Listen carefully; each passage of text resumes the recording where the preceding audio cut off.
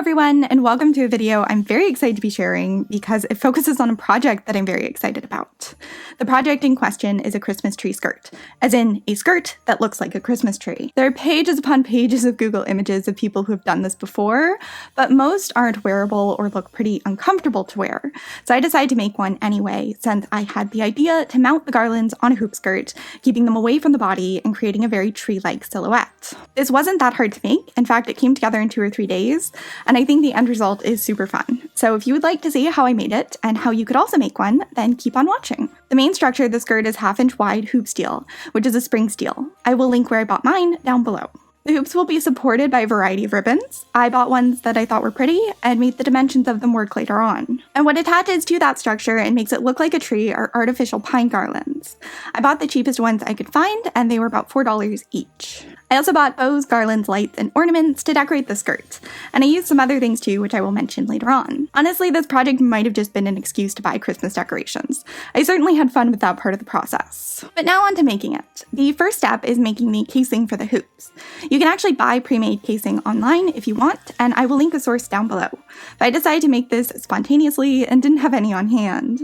So instead, I'm sewing twill tape onto the back of 1-inch wide gold satin ribbon. Once both sides of the twill tape are stitched down, there is a pocket between the ribbon and tape that hooping can be threaded through. The twill tape was wider than the ribbon, so one edge was folded inward to sit beneath the ribbon prior to being stitched down. And this project required over 10 yards of hoop steel, so I'm making over 10 yards of casing. When I was editing the next few clips, I realized it was almost impossible to see and explain what I was doing, so here's a drawing of what I was attempting to do to make what I was attempting a bit clearer. The skirt will have 5 hoops in total. I figured out the lengths each hoop would be ahead of time by drafting a skirt pattern the length and shape I wanted. I marked points 6 inches away from the hem of the pattern, then measured those points to find out how long each hoop needed to be, because on the final garment they will be spaced 6 inches apart. You can see those hoop dimensions here, but I'm not actually cutting the hoop steel to those lengths. You want the ends to overlap by about 5 inches, so I'm adding 5 inches to each of these measurements and cutting the steel to those lengths. And the casing for each hoop will be 1 inch longer than the length of the steel, and that extra inch will function almost as seam allowance. Once I had all the lengths figured out, I could get to cutting those lengths out. And since those lengths are several yards long, both the casing and steel was sort of hard to capture on camera because it was a bit unruly. But that is all I'm doing here, cutting the casing and steel to the lengths I mentioned a moment ago. Each one is labeled number 1 through 5 with their tier number to make assembly easier later on. Once everything has been cut to the right lengths, I'm sewing 1/2 inch away from one end of each piece of casing and back stitching several times. This will serve as a stopper for the steel. You can see the stopper here, and with that in place, I can feed the steel into the corresponding casing. At least 1/2 inch of casing should extend past the end of the steel. Later on, this can be tucked over the end of the steel, preventing it from escaping. This is why the casing was cut to be a bit longer than the steel. And here are all my pieces in their casing. Again, this was hard to capture on camera since most of them are several yards long. Now I'm cutting the pieces of ribbon that will go vertically and suspend the hoops, keeping them positioned in even 6 inches apart. I cut 1 piece of ribbon to the right length, then used it as a guide for cutting 11 more to the same length, so I had 12 in total. With that done, I used a ruler to mark a straight line near the top of one end. Then I measured and marked 6.5 inches down from that point. This is where the first hoop will sit. The reason I'm measuring 6.5 inches for this first one is because there needs to be 1/2 inches of seam allowance at the top where it will attach to the waistband. Then I'm making another mark 1.5 inches below the 6.5 inch mark. The ribbon will be pinched at this point and sewn to create a 3/4 inch wide pocket the steel can go through. I marked 6 inches below that point, then 1.5 inches below that, and repeated this until the spacing and pockets for all 5 hoops had been marked. Now, like I said, I pinched the ribbon and sewed at the 1.5 inch markings, and sewed the 3/4 inch pockets. There were like 60 of these to do since there are 5 pockets per piece of ribbon and 12 pieces of ribbon, so this took a while. Then just to keep them oriented properly, I'm folding the pockets down towards the bottom end of the ribbon. Then I'm sewing across the fold of each pocket, forcing them to sit flat against the ribbon. And once again, this took a while. Here are my finished pieces of ribbon after all the threads have been clipped. In hindsight, I should have backed these with the fabric since the decorative ribbon doesn't have a ton of structural integrity.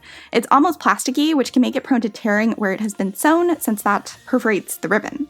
But it still turned out okay. Now I'm threading the longest piece of hoop steel, which will be the bottom hoop, through the bottom pocket of each piece of ribbon.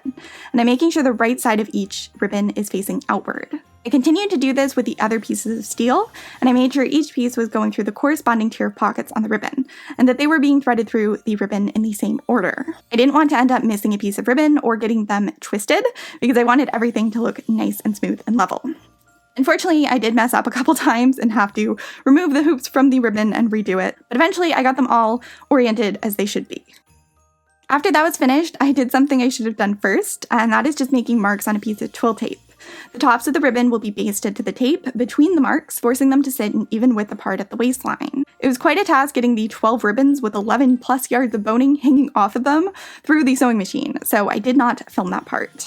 Now I plopped it on my dress form and it looked like this. Absolutely gorgeous. Obviously not so much. All of the vertical pieces of ribbon were on one end of the hoop steel, causing the shape to be really goofy. I spent a good half hour arranging the ribbon to be spaced evenly on each hoop until it looked symmetrical and level and much more like I had hoped it would. And to truly get this shape, I had to overlap the hoop steel for each tier at the back. After they were overlapped, I whip stitched the ribbon casing layers together so each tier would permanently hold its shape. I'm sure there's a fancier explanation for why you should overlap the steel, but I don't excel at those, so here's a visual one instead. Here I've clipped the ends of the steel together. With nothing supporting where the ends meet, the hoop isn't a hoop so much as a teardrop, and it has very little structural integrity. When you overlap the ends by a few inches, there isn't a weak point where the steel ends, allowing the steel to take on a circular shape, which is what you generally want for a hoop skirt. I left the casing long earlier for a reason. One end is tucked inward over the end of the steel, the other is tucked outward. Then they are overlapped so the raw edges are hidden between the layers of casing. I like using binder clips to temporarily hold the hoop in place. Then I can sew my whip stitches at the top and bottom of the overlapping section and remove the clips when I'm done. This footage is from making a headpiece, which is why it's so small, but it is the exact same method that I used on the skirt. Now I can begin making my skirt look like a Christmas tree, and a Christmas tree needs lights. I'm using these LED lights I got on Amazon that I will link down below. In hindsight, I should have made zippered pockets for these so I could easily change out the batteries, but I did not do that. I just zip tied them onto two of the hoops. I place these at the front where the extra weight will push the hoop backward, which is more flattering than the alternative. Now starting at the top hoop, I am going to zip tie the garlands on. I'm using one hand to hold the garland over the casing and another to thread a zip tie around it. The zip tie is pulled as tightly as possible, securely holding the base of the garland to the hoop. I position the zip ties every 4 to 10 inches, I would say. The lower hoops are bigger and don't have as tight of curves, so I didn't need to use as many for those. I think I also gained confidence as I moved down the skirt, but near the top I wanted it to be really secure. I used tin snips to cut off excess lengths of garland and used 2 zip ties very close together to secure each end. Then I moved on to the next hoop and repeated the process. Like I said in the intro, I got the cheapest garlands I could find because I needed quite a lot of them.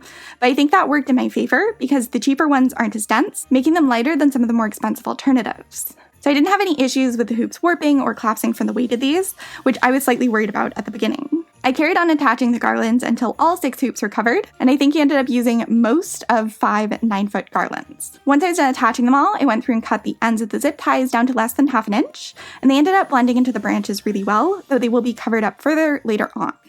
Here it is with all the garlands on and the trimmed zip ties. Now you can pretty much treat this like a tree and decorate it as you please. I decided to alternate decorations on each tier, with the bottom third and top tiers all having draped gold garland. This was attached with twist ties, but I wish I'd used zip ties because the twist ties were flimsy and kept coming undone. At the tops of each swag of each garland, I added a bow. I did sort of run out of bows, so some of them have velvet bows instead of gold bows. Again, I sort of just bought things I thought were pretty and didn't do a lot of planning for this project. Now for the lights. These are LEDs that don't produce much heat, so they should be safe for use near fabric, but use your own discretion with that one.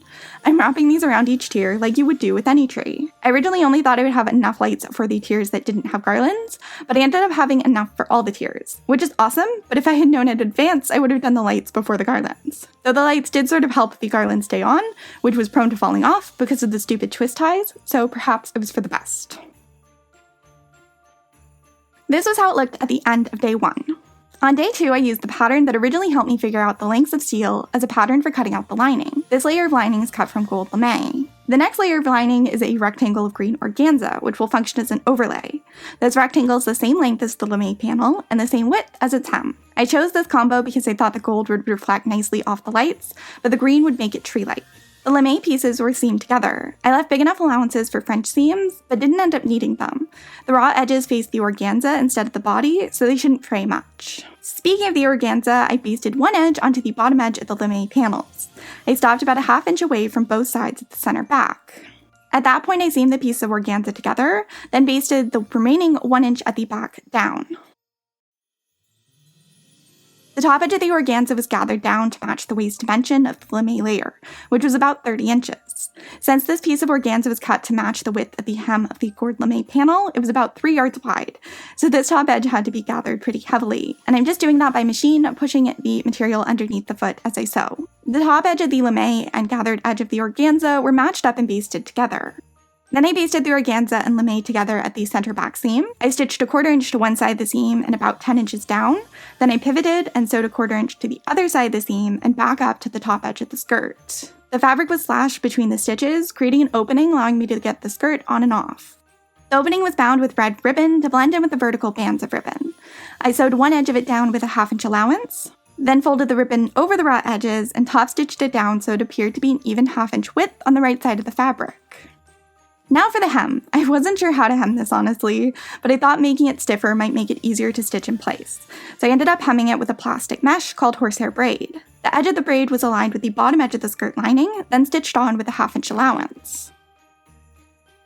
The braid was folded inward, then top stitched down about a 1/2 inch away from the edge.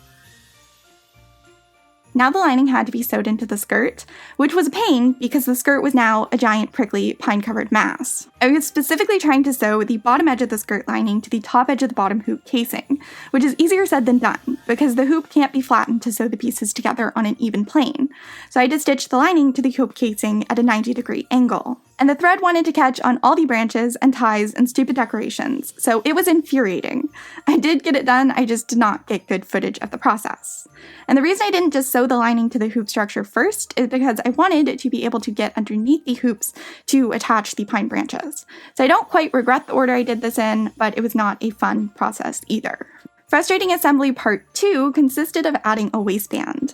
This was made from a rectangle cut from interface gold lame. The bodice will be made from gold lame too, so this way if there's a gap between the skirt and the bodice, the waistband will bridge it and blend in. I marked a line 1/2 inches away from one edge of the waistband. Then I ironed the other 3 edges inward by approximately a 1/2 inch. To reinforce the waistband further, because even the interface lame was pretty flimsy, I've used on a piece of band roll cut to the width I wanted the finished waistband to be. Band roll is a super stiff buckram-like material that is literally used to stop waistbands from rolling, thus the name. The waistband had to be sewn on by hand since this monster was not going to fit through my sewing machine. Structural hand sewing is not one of my strengths, so I sewed it on with back stitches. These are sewn by making a normal stitch, then going back up through the center of that stitch. The process is repeated as you continue sewing, meaning even if your stitches are a 1/4 inch long, there will be a stitch every 1/8 of an inch. Ideally, your stitches should be smaller than that, but again, I'm bad at structural hand sewing. If you need someone to sew a hem by hand or stitch on 3000 sequins, I am your girl. But if you ask me to sew literally any seam by hand, I will play dead like a possum and hope you and your request just go away. So yeah, this wasn't my favorite part, but it did get done. Once it was done, I trimmed off the excess twill tape used to temporarily suspend the lining in ribbon layers. Then I folded the inner edge of the waistband over the seam allowance and pinned it down. Here's one side pinned versus unpinned, and there should be a pretty noticeable difference. The inner edge of the waistband was slip stitched down, again by hand, at a very awkward angle. So awkward, in fact, that I only filmed like half of it, and all of the footage sucks. I did also end up sewing it to hooks and bars into the waistband to serve as closure, but at that point I was fed up and did not even attempt to film it. I did, however, film 30 minutes of adding ornaments to the 2 empty tiers, so we can enjoy that footage together. I bought 50 shatterproof ornaments for this, which I thought would be enough, but I sort of ran out, so they are a bit sparse in the back. So if you make this, get more ornaments. And also definitely get shatterproof ones, that part is important. At least if you intend on wearing and storing this. I used smaller zip ties to attach these to both the base of the garland and the branches. Each branch is wired, so you can really splay them out and make it look a bit more dense and realistic. I filled some of the ornament gaps with velvet bows that I had left over, and that is pretty much it. Here's the finished skirt in all its glory, and how it looks lit up in a dark room. It really does look like a Christmas tree, and I am so pleased. Like, just ridiculously pleased. It turned out exactly how I wanted, which I feel like never happens with my projects. So that makes me happy, and the fact that this is shiny and festive and sparkly makes me happy too. I will have another video up before Christmas about making a matching bodice, and that will include some worn photos too. But here's some footage of me wearing it to prove that it is in fact wearable. I also want to answer some frequently asked questions I've been getting about this on Instagram. And if you're not following me on Instagram, then you should be. It'll be linked down below. As you can see, it is wearable, and it isn't scratchy since the hoops hold the garlands away from the body, and it has the lining to prevent it from touching you at all. It weighs maybe 5 pounds, and it doesn't feel heavy to me, but I've worn some weighty dresses, so my perception might be skewed.